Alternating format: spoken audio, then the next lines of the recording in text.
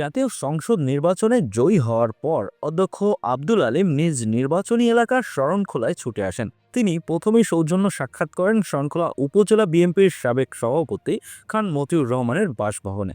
এই সময় তার সঙ্গে উপস্থিত ছিলেন শরণখোলা থানা আমির মোহাম্মদ রফিকুল ইসলাম কবির সহ স্থানীয় বিভিন্ন পর্যায়ের নেতাকর্মীরা।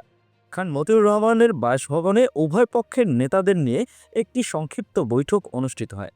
বৈঠকে হার জিত ভুলে গিয়ে এলাকার সার্বিক উন্নয়নে একসঙ্গে কাজ করার অঙ্গীকার ব্যক্ত করেন তারা।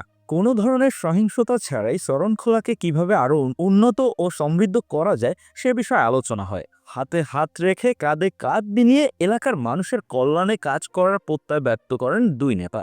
জানা যায়, খান মতিউর রহমান কিছুদিন ধরে অসুস্থ রয়েছেন। মূলত তার শারীরিক অবস্থার খোঁজ খবর নিতে এবং সৌজন্য সাক্ষাৎ করতে অধ্যক্ষ আব্দুল আলীম তার বাসভবনে যান। আমরা তো একত্রেই ছিলাম একত্রে নির্বাচন করেছি।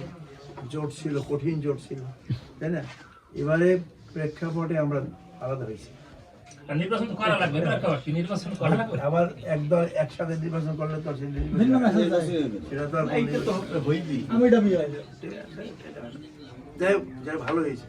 এখন আপনিও চান ভালো, আপনার দল, আমার দল যদি ভালো চায় চাইতেই হবে। ভালো সবাই চাই, সেখানে খারাপ হবে কেন?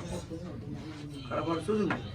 আমরা একটু মোটামুটি আন্তরিক হইলে পিছনে যা গেছে ওটাকে পিছনে ফেলাইয়া, আর এই রাজনীতি যে ঘটনাটা ঘটছে অনাকাঙ্ক্ষিত ঘটনা, আমি তো পোলাপানদের কঠিনভাবে দিছি। রাগ আমার উপরে এসে মুক্ত, এটা ওরা একটু সুস্থ হইয়া আসুক, একটু বসতে হইবে। আমি একটু মজাকে বলছি, হসপিটালে একটু গেছিলাম, তাকে নিয়ে শহীদ দেখি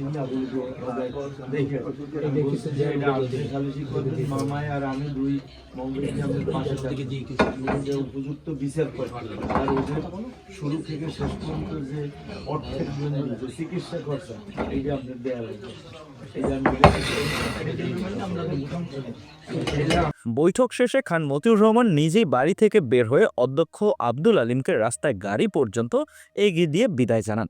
দুই নেতার এই মিলন এবং একসঙ্গে কাজ করার প্রতিশ্রুতি এলাকাবাসীর জন্য ইতিবাচক সাড়া ফেলেছে। রাজনৈতিক ভিন্নমত থাকলেও উন্নয়নের স্বার্থে একসঙ্গে কাজ করার এমন উদ্যোগকে স্থানীয়রা সাধুবাদ জানিয়েছেন। শরণখোলা বার্তার সঙ্গে থাকার জন্য অসংখ্য ধন্যবাদ।